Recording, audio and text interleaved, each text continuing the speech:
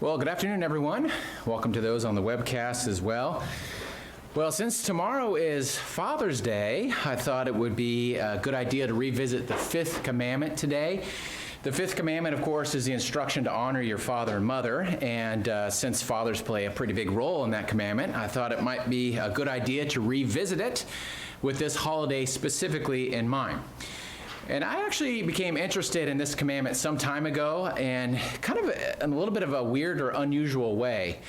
I was asking myself a silly question that if I were to pick any commandment, and Sarah hates it that I did this, but if I were to pick any commandment to eliminate, which one would I pick? Now, don't get me wrong, all the commandments are important. Now, that's not what I'm saying. I'm not saying we should eliminate any of them. They're all needed. All 10 work together, of course. Without a doubt, we need all of them. But hypothetically, just as kind of a thought argument, I think a good exercise could be made that this commandment, if you had to pick one, could be eliminated. And in my mind, I think Moses back on Sinai, as he's kind of rummaging around for stone to write the tablets on, that if he couldn't find enough, that God would say, well, you can just take off the fifth commandment. The rest will be just fine without it. Now, the reason why I say this is because, again, not because the commandment isn't important, but because if you follow the other 9 commandments, you kind of already do this one, right? The fifth commandment, it's often called the bridge commandment because it bridges the first set of commandments that are talking about our relationship with God and the second part of the commandments, which are talking about our relationship with others. And if you are truly loving God with all your heart and all your soul and all your mind, and you truly are loving your neighbor as yourself, wouldn't you kind of already be doing this commandment? Wouldn't you already be showing love and deference to others, including the elders and your parents? And when you have that love and respect for others, wouldn't you naturally already be in a position to show honor to your parents? Now, I think this is especially true if you think about this commandment just from the perspective of kids obeying their parents. And that narrow application, I could see how this commandment would easily get swallowed up in the other 9. In fact, there are plenty of other instructions in the Bible that explain children are supposed to obey their parents. So why does this commandment exist? What is this commandment all about? It is a narrow instruction to a small subset of the population for a small subset of their lives. Is it clean your room? Is it be home by 10? Be kind to your sister, etc., etc.? Well, what if you don't have any children? Does this commandment not apply to you? What if you're an adult? Do you age out of this commandment after a certain age? What if your parents are no longer living? Are you kind of done with this commandment? Well, in other words, what are we to do with this commandment? And how does it meaningfully impact our lives from start to finish, from young to old? And most importantly, how does this commandment help enhance our relationship with God Himself? Well, let's start by going right back to Exodus chapter 20 and verse 12, and let's read the commandment itself, and then we'll back up and go from there. Exodus chapter 20 and verse 12. This is, of course, right smack in the middle of the 10 commandments. Exodus chapter 20 and verse 12, and it reads like this. It says, verse 12, honor your father and mother, that your days may be long upon the land which the Lord your God is giving you. Now, this is a unique commandment in that it's the only commandment with a promise, which we know. It's also the only commandment that doesn't use the word no or not. Even the fourth commandment, this is talking about the Sabbath, it goes on and further clarifies no's and nots about the Sabbath. This is also a commandment that is exclusively positive. It's not about telling you to refrain from some evil or some sin or some behavior. It's entirely geared towards positive action. But above all, when I read this commandment, the part that stands out most to me is this word honor. The word honor here, which the whole commandment hinges on, is really quite an interesting word. It's one of those fun words, I think, and that when you start to study it, you come to realize that maybe it doesn't mean exactly what you think it means. The word is kabad, And kabad is used in both positive and negative applications in the Bible. In fact, it's used in over 100 verses in the Old Testament, and the application can vary pretty wildly depending on the context. Now, I want to show you a few examples of what I mean by this, and I apologize because we're going to jump around just a little bit, but I think it's important that we come to understand just what this word really means in the context that it's given. So let's turn back to Exodus chapter 8. Exodus chapter 8. There are several usages of this word in Exodus within the story of Pharaoh. This one right here is right after the second plague, which is frogs. And we're not going to recap the story. We all know it by heart. Frogs come. It's terrible. Then Pharaoh asks Moses to get rid of them. And that's where we're going to jump in at verse 12 of chapter 8 of Exodus. Exodus 8:12. It says, "Then Moses and Aaron went out from Pharaoh, and Moses cried out to the Lord concerning the frogs which he had brought against Pharaoh. So the Lord did according to the word of Moses, and the frogs died out of the houses, out of the courtyards, and out of the fields.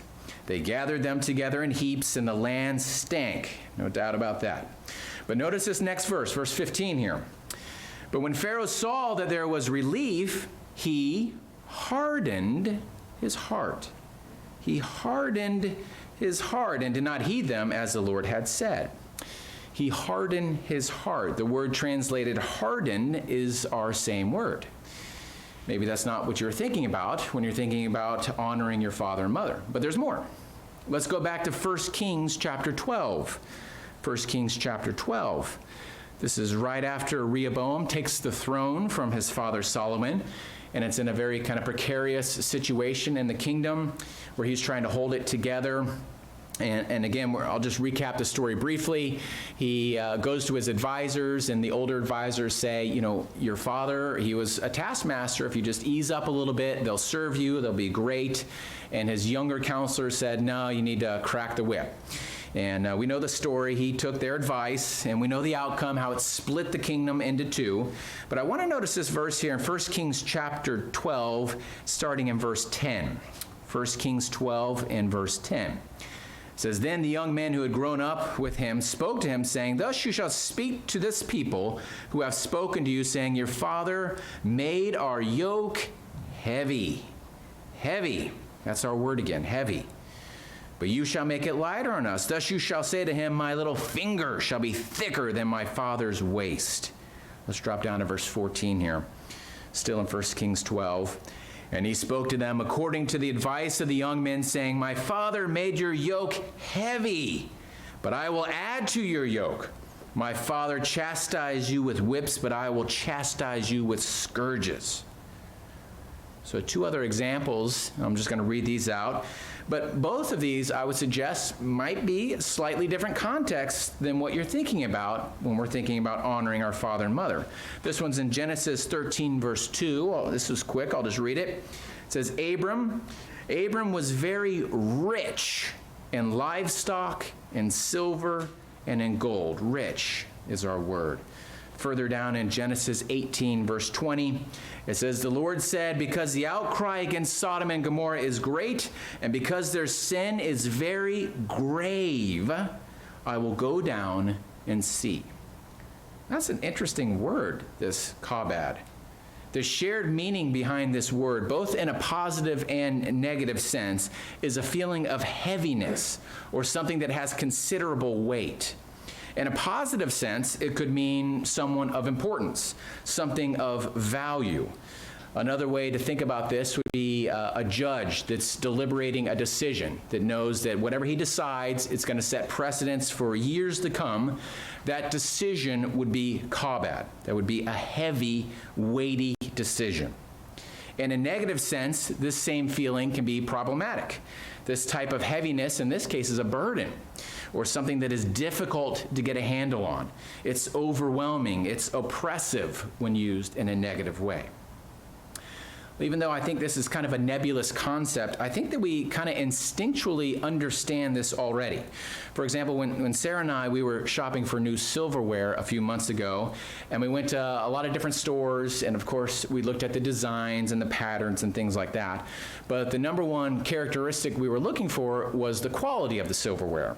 And the easiest way to determine this was just to pick it up and feel it. You can tell by the weight and the sturdiness of the silverware, and that will give you an indication as to the quality. And one of the economic podcasts that I listened to recently talked about this specific thing. It said there's a whole industry around improving restaurant economics. And you can hire a restaurant engineer, and he'll come into your restaurant and he'll help you improve your business or maybe get it more in line with the vision you had aimed for. And one of the key things that they do, one of the first things they do when they walk in, is they change two things. They change the chairs and they change the silverware. And they do that to match the vibe of your restaurant. For example, if you go to an expensive steakhouse and you sit down in their chairs, they're softer, they're padded, they're more cushiony, and that's what you would expect. And if you were to pick up the silverware in that restaurant, it would be heavy. Like, you know this, you've seen it before. And likewise, if they go into a more casual restaurant where they want the turnover to increase their volume, they'll make the chairs less comfortable and they'll put in lighter silverware. And the reason why this works is because our brains instinctively associate weight and value. If the silverware is heavier and sturdier, then we expect the restaurant to be more expensive and more elegant. So it's with these examples of the word kabad and the association of weight and value that we want to keep in our minds as we circle back to the fifth commandment. When it says honor your father and mother, it means to give weight as to something that is of great value to your mother and father. It's not just that you love your mom and dad, which I hope you do. It's not just that you obey them when you're younger, which I'm sure we all did perfectly. Instead, it's a commandment that is trying to demonstrate a very complicated spiritual principle through the life cycle of a physical human family relationship. Now, of course, the family structure is a key way that God helps us to understand that family relationship He wants to have with us. There's no question about that. But it's also a way to hold in importance and heavy value, this weighty honor that we should have for our parents through an evolving relationship, where the roles and responsibilities may change over time, but the type of honor that we show to them does not. Now, it should be said that there are some parents that are out there that are just terrible. I can say that up front, that I'm personally blessed with fantastic parents. I'm very thankful for that. They were great. They still are great. Same thing for Sarah. Her parents are fantastic, and we're thankful for both of them. And of course, when you have good parents, it makes this commandment easier to latch onto. But it would be naive, of course, to say that all parents are like this, or that all parents have their children's best interest in heart.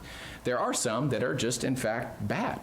Some are absentee, some are abusive in some way, some are just terrible. Some might have died early on in the child's life.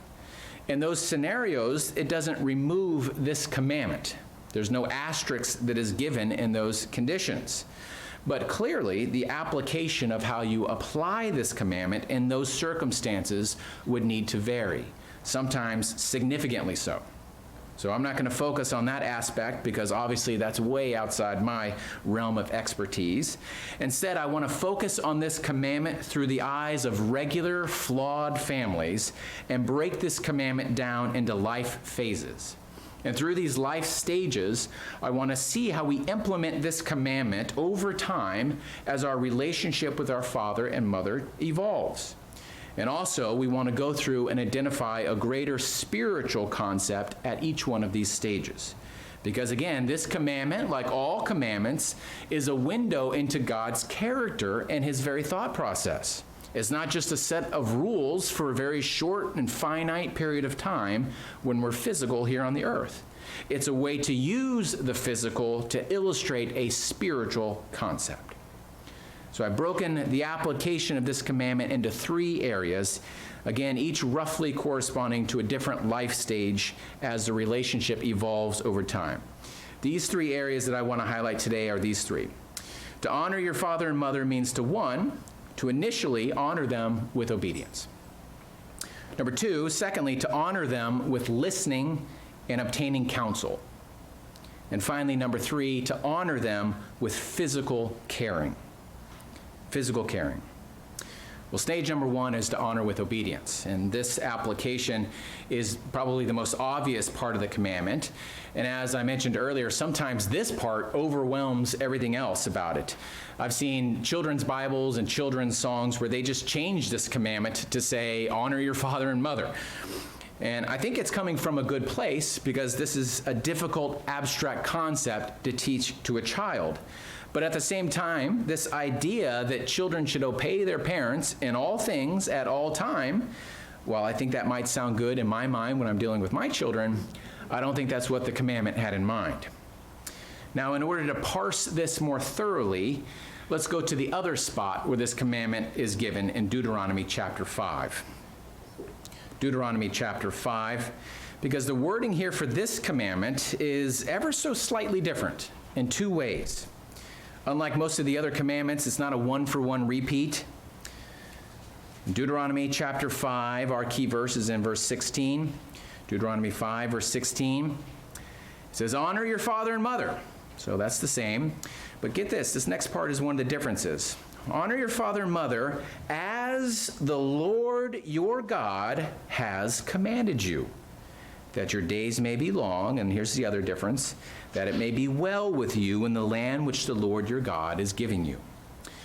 Now, what has changed between Exodus and Deuteronomy and that God would add this parenthetical thought and say, honor your father and mother, like the way we already talked about. Fulfill this commandment in the manner in which we've already discussed, as the Lord your God has already commanded you. Well, the next obvious question should be, how was this already discussed? How did the Lord our God previously command them? Now, the wonderful thing about the Bible is that it makes pretty important things easy to find. You don't have to hunt and peck. It's not a treasure hunt. God's going to make it very clear. And in this command, God holds up this flag, and he says, if you do this commandment, if you're successful in executing this commandment, you should expect to see this result, that your days may be long in the land, and that it may be well with you. That's a huge flag. All we have to do is find that flag through scriptures, and then we can connect them together. Let's drop down to the end of this chapter. God's going to recap it again for us. This is just 15 verses away, and he makes it more clear. Deuteronomy 5, verse 32. It says, therefore, you shall be careful to do as the Lord your God has commanded you. You shall not turn aside to the right hand or to the left. You shall walk in all the ways which the Lord your God has commanded you. And here's our flag here, that you may live and that it may be well with you, that you may prolong your days in the land which you shall possess. Now let's continue on the next chapter. We'll remember there's no paragraph or chapter breaks in the original text. That's just added for convenience. So the thought's going to go on here and explicitly state what obedience matters. 6, verse 1. Now this is the commandment, and these are the statutes and the judgments which the Lord your God has commanded to teach you, that you may observe them in the land which you are crossing over to possess, and that you may fear the Lord your God, to keep all his statutes and his commandments which I have commanded you, you and your son and your grandson, all the days of your life. Here's our flag again. And that your days may be prolonged. Therefore hear, O Israel, and be careful to observe it. Observe what? His moral and his spiritual code of laws, his way of life. That it may be well with you, and that you may multiply greatly as the Lord God of your fathers has promised you, a land flowing with milk and honey. Now, we could cover other scriptures where it explicitly talks about children obeying your parents, or parents teaching your children, or how to be good parents, etc., etc. But this commandment is not exclusively talking about child rearing, and it's certainly not about breaking down the spirit of someone so that they cower in obedience and submission. When that's the case, they may fully obey you, but at the same time, fully also break this commandment by loathing you, or only doing it out of fear, certainly not honoring you one bit. Now, twice the Apostle Paul brings out this commandment, but he adds that specific context of obedience in the Lord, always with that focus in mind. Let's notice one of these examples in Ephesians chapter 6. Ephesians chapter 6. We'll read verses 1 through 4 here. Ephesians chapter 6. Verse 1 says, "Children, obey your parents in the Lord. For this is right. Honor your father and mother, which is the first commandment with promise, that it may be well with you, and you may live long on the earth. And you, fathers, do not provoke your children to wrath, but bring them up in the training and admonition of the Lord." Now again, just to state the obvious here, God and the Bible are definitely concerned with childbearing and being good parents. That part is clear, and I don't want to discount that in any way. But if you view this commandment through that lens, then you're missing a very big underlying spiritual principle. It's not just about obedience, but it's about obedience through training and instilling God's way of life. Now, we as a congregation also get in on this aspect because children learn from example. They see others in the faith, and they hear the instructions that parents are giving them, and if they don't line up, then it just doesn't work. We know this. We've seen it happen over the years. And as a result, we have a role in the congregation as a spiritual family by providing another model, an example of a way of life that works. And as individual Christians that believe in and support and live the way of life that God requires. Children honor their parents by obeying their teachings and following God's moral and spiritual law. They honor with obedience in the Lord. But as your children grow, however, the way to honor evolves. And that takes us on to our second stage. Our second stage is honoring with listening and obtaining counsel. The second part of the application of this command comes in that transition from childhood into young adulthood. And there's obviously no clear dividing line. Each kid is a little bit different. It can vary quite wildly. I was a very independent child when I was young. By the time I was 15, I was working full-time, and I was pretty much out on my own, doing my own thing. And the way that my parents instructed me definitely changed at this period. It was less and less of commanding me to do this or that and expecting obedience, but more often giving me wisdom and helping to counsel me to make right decisions. But regardless of wherever this transition occurs, it's important that it does occur. Now, I want to notice a principle back in Genesis chapter 2 on this. Genesis chapter 2. This is at the very beginning of families. We're going to start reading in verse 21 of Genesis chapter 2. But up to this point, there was just a single created human being. It was just Adam. And God gave him the opportunity to do all sorts of things by himself. He was tending the garden, he was naming the animals, etc., etc. But in this, it was realized that he really needed a partner. He really needed someone to live life with. He needed a helper comparable to him, as it was stated. And I want to pick it up in verse 21, still in Genesis chapter 2. Genesis 2:21. It says, "And the Lord God caused a deep sleep to fall on Adam, and he slept. And he took one of his ribs and closed up the flesh in its place. And then the rib which the Lord God had taken from the man, he made into a woman, and he brought her to the man. And Adam said, Now this is bone of my bones and flesh of my flesh. She shall be called woman, because she was taken out of man." Let's get this then, verse 24. "Therefore, a man shall leave his father and mother and be joined to his wife, and they shall become one flesh." Now, I often kind of chuckled at this because, who is this said to? Like, these were the only two people. They didn't have physical parents that they could look at. They hadn't yet given birth to any children, so they didn't have that concept yet either. So who was this for? Obviously, it wasn't said for their benefit right then and there, but for all those that followed, including us, because it signifies this change in a relationship. The man and woman leave, or they are relinquished, as that word also means, from the direct responsibility of their parents, and then they begin their own cycle. And children don't stop honoring their parents just because they're not getting and responding to tasks and commands. Instead, the way they show honor changes as they continue to weigh the value and the importance of their parents by proactively seeking their wisdom, their guidance, and their counsel.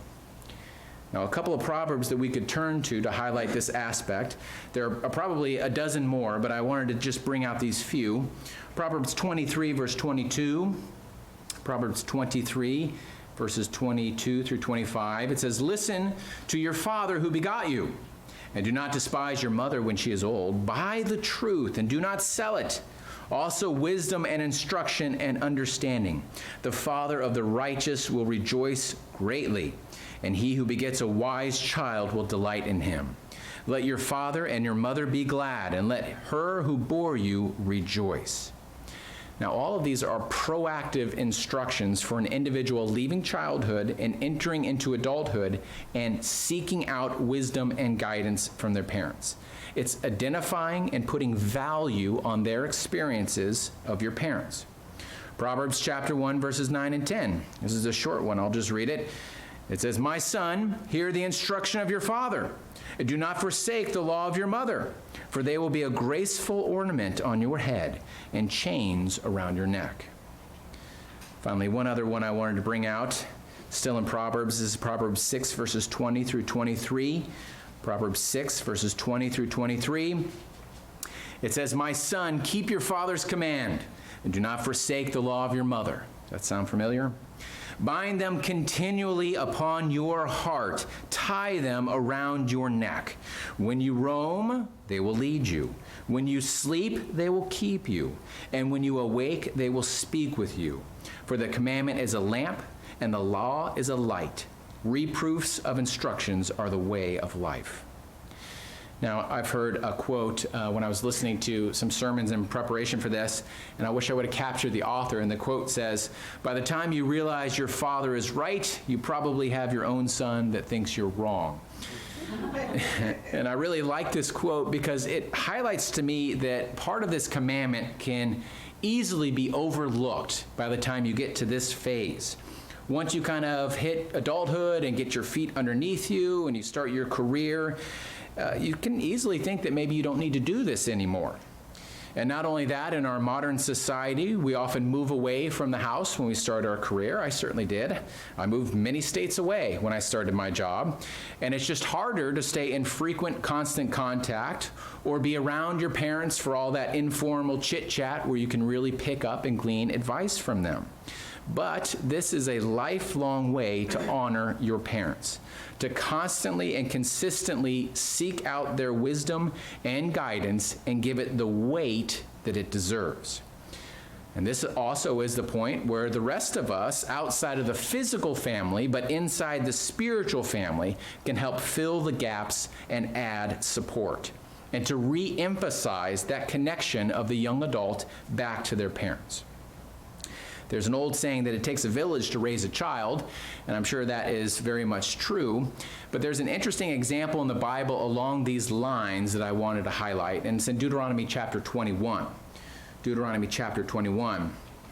And I've seen this example held up many times in anti-Bible arguments or discussions, but I think it really brings out an interesting aspect of this fifth commandment, not only within a specific physical family, but within a larger community. And Deuteronomy chapter 21 is in the midst of a lot of civil instructions on how the physical nation of Israel was to be run. It includes a lot of nitty-gritty details, like if X happens, then you need to do Y, or if this person does this, you need to do that. But more to the point, it's trying to establish a framework and how to set up civil society in running a physical nation. And I want to pick it up in verse 18 of Deuteronomy 21. verse 18 of Deuteronomy 21. It says, if a man has a stubborn and rebellious son who will not obey the voice of his father or the voice of his mother, and who, when they have chastised him, will not heed them, then his father and his mother shall take hold of him and bring him out to the elders of the city, to the gates of the city, and they shall say to the elders of the city, this son of ours is stubborn and rebellious, and he will not heed our voice. He's a glutton and a drunkard. And then all the men of this city shall stone him to death with stones. So you shall put away the evil from among you, and all Israel shall hear and fear. Now, people use this as an example in their mockery of the Bible all the time. They say, if your kids disobey you and they don't clean their room or they break curfew, you got to take them out back and stone them. And that this is just kind of another example of a bloodthirsty Bible. But there's a lot in this passage that can only be understood if you filter it through the fifth commandment. This isn't talking about a child, it's talking about someone that reaches an adulthood, and it's not just about not following specific instructions. It's highlighting that when the fifth commandment breaks down, it breaks down a whole lot of things in society. And when someone has gone way off course and no one can reach them, not even their parents, it's a community problem. In the end, at least in this example, the entire community had to take part in this punishment to symbolize that the failure was shared. Now, of course, this individual did not honor their parents, but the rest of the community wasn't able to reinforce and redirect the efforts of this individual either to get them back on track. And this is obviously an extreme example and one that is focused on running a civil society, but hopefully the message is clear even for us today. People honor their father and mothers by seeking their wisdom and their counsel. And we, as a spiritual family, also need to help and support that process along the way. The second phase of honoring your parents is likely the longest part of your life, but it also merges into the third stage as well. Stage number 3 is honoring by providing for the physical care of our parents. The last application of this commandment is to honor your parents by physically providing for their physical care. That means to literally ensure that they're physically provided for and that their physical needs are met. And there are just a few, precious few examples of healthy families in the Bible, very few that I could find, that I would hold up, especially as a multi-generational example of a healthy family. There are just really not that many in the Bible. And I know that's not the point of the Bible, but it does mean that when you find one of those, you really need to investigate it thoroughly. And one example that we can take stock in, of course, is the example of the life of Ruth. If you do a Bible study on the fifth commandment, or you download sermons, or you read articles, you will inevitably find that the speaker will reference the story of Ruth as an example. But if you think about it, it doesn't 100% fit the mold, really. Because, first of all, it wasn't her parent. It was her mother-in-law. And Ruth actually disobeys a direct command from Naomi. Naomi tells Ruth to go back home, to turn around. And Ruth just says, no, I'm good. I'm going to follow you.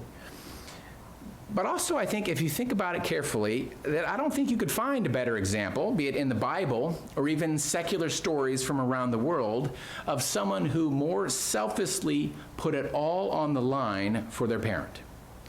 They, that's Ruth and Naomi, left what little they had in Moab to come to Israel, where they had even less. And the very first thing that Ruth did was to go out and find work so that she could provide for Naomi. What would Naomi have done if Ruth wasn't there? But also in this story, we see the transition in between the second phase and the third phase of honoring your father and mother. Ruth is very much providing for Naomi, but she is continually going back and forth and seeking her counsel over and over again. And when she receives counsel from Naomi, she values it greatly and acts upon it. Throughout the whole story of Ruth, she's constantly thinking about Naomi and to ensure that she was provided for. That's how much weight and value she gave to Naomi. Now, what a contrast that is to an issue that Jesus Christ deals with in Mark chapter 7. You can turn back there. Now, you would hope that how Ruth acted is the norm, but we know from experience that that is not often the case. And Jesus Christ had to take the leadership of his day to task by holding up a magnifying glass on how they were lacking in honoring their parents' physical needs. And we're going to pick up the story in verse 5 of chapter 6. But leading up to this point, the Pharisees were confronting Jesus as to why his disciples weren't ritually washing their hands before they eat. So that's the context here. Mark chapter 7, verse 5 says, Then the Pharisees and the scribes asked him, Why do your disciples not walk according to the tradition of the elders, but eat bread with unwashed hands? And he answered and said to them, Well did Isaiah prophesy of you hypocrites, as it is written, The people honors me with their lips, but their heart is far from me. So I want to set up the stage here and notice how Jesus Christ is already starting to set up this principle by analogy that people were pretending to give honor in one way, but knowing that it's either the bare minimum or just for show. It was honor in vain. Verse 7. And in vain they worship me, teaching as doctrines the commandments of men. For laying aside the commandments of God, you hold the traditions of men, the washing of pitchers and cups, and many other such things you do. And he said to them, All too well you reject the commandment of God, that you may keep your tradition. Well, what's he talking about? What's the specific thing he's dealing with here? Verse 10. For Moses said, Honor your father and mother, and he who curses father or mother, let him be put to death.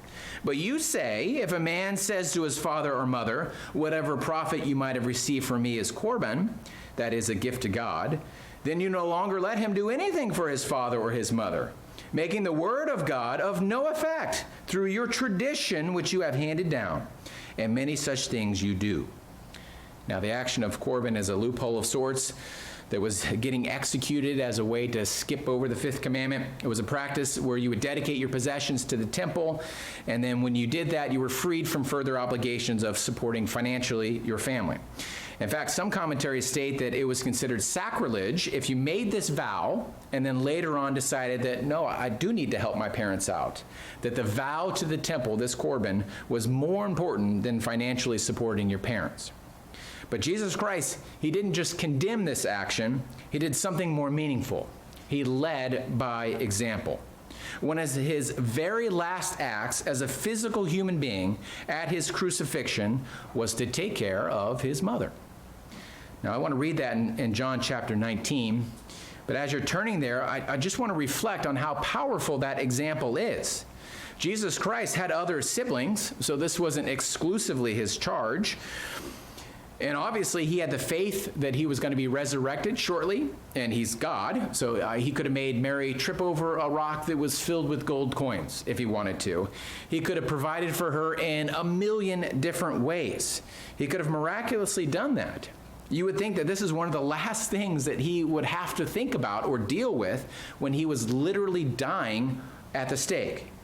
But this is Jesus Christ we're talking about. He's amazing in all things that he does. So he left us a powerful example of everything that is God's love and God's way of life, and he did that through an action that reinforced the fifth commandment forevermore.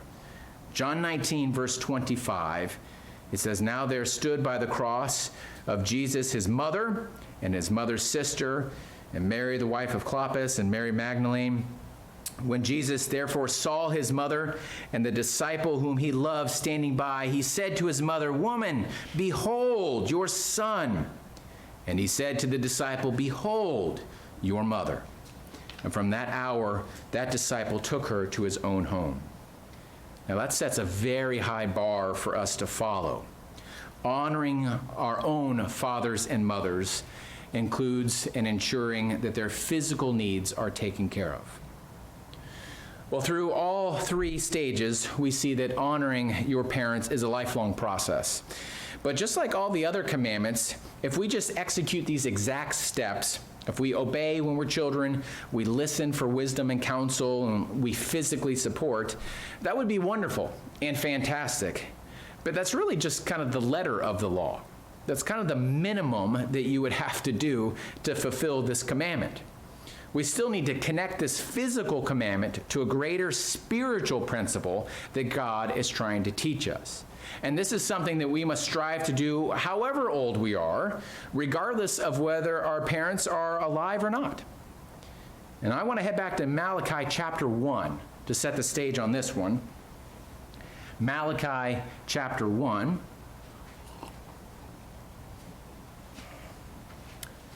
The book of Malachi uses a question and answer style of dialogue to show how terrible things have gotten and how far it was removed from what God intended.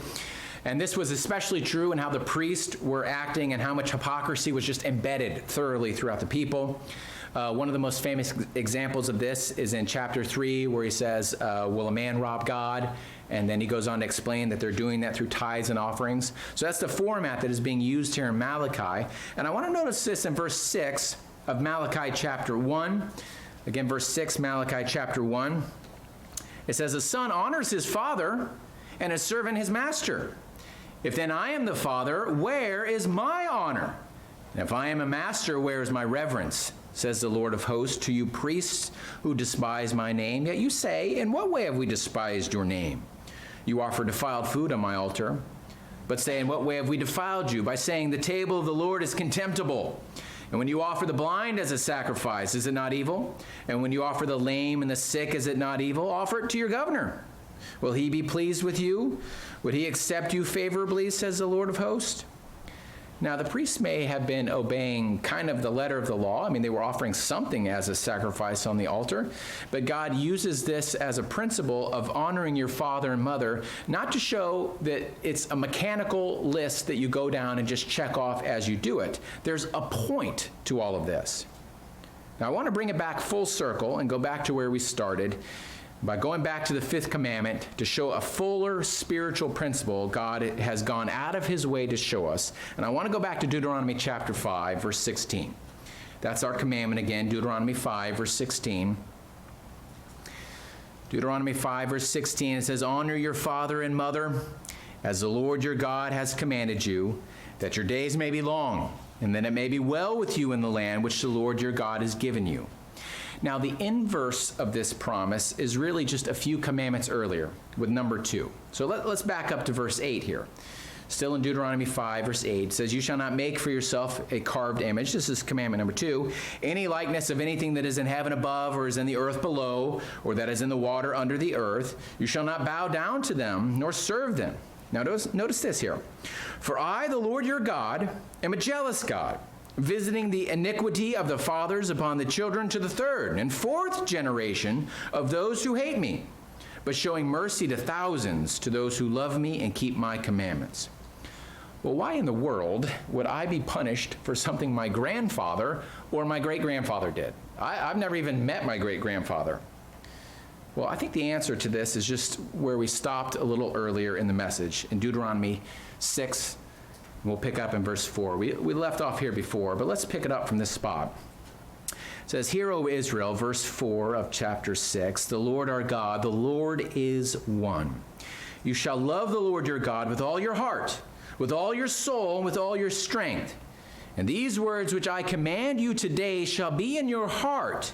You shall teach them diligently to your children, and shall talk of them when you sit in your house, when you walk by the way, and when you lie down, and when you rise up. That's the first 2 applications right there.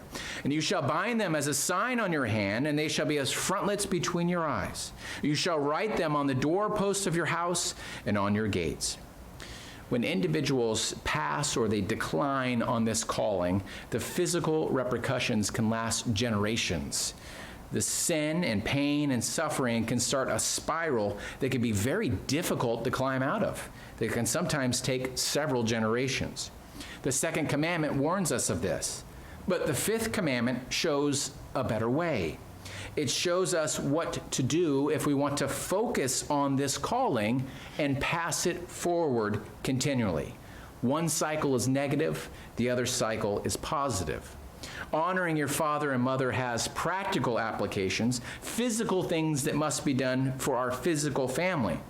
But the spiritual principles of what honor actually is and how honor can be applied and how honor in our spiritual family that God is building forever, those are the real spiritual principles. Those are big. Those are huge. Those are fantastic spiritual principles, and they're all bound together with just 5 simple words. to honor your father and mother. We start with our physical parents, build to our spiritual family and our spiritual father for all eternity. Well, in conclusion, we don't need Father's Day to remind us of the fifth commandment, although it's a great occasion to do so, I suppose. On the surface, the fifth commandment seems like a simple thought. Just love and obey your parents. But if you really pull out this commandment and investigate it from all aspects, you'll find that it's much more than just a simple one-line instruction with a promise tagged on to the end. It's a bridge commandment that links the first set of commandments that deal with our relationship with God and the second set of commandments that deal with our relationship to others. But it's also a bridge commandment in that it wraps into this concept of weighty value, a way to use our physical family structure to understand how to treat relationships that have deep personal value to you and how to show honor throughout the full life cycle that is the human experience. And to show honor to our parents, we do so first by obeying them, then seeking out their advice and counsel, and then providing for their physical needs. Unfortunately, I think Sarah was right. I don't think we can just trim off this commandment. I think we'll have to hold on to it. And if Moses starts to run out of stone back on Mount Sinai, he'll just have to carve a little smaller, I guess, to fit it all in. Because this commandment is central more than just our physical families. It's also key to our spiritual life and our spiritual family that God is putting together. If God ever asks us, as he did back in Malachi's day, where is my honor? Well, let us be confident that we know how to honor him, because we spent a lifetime practicing honor within our own family while working hard to observe the fifth commandment.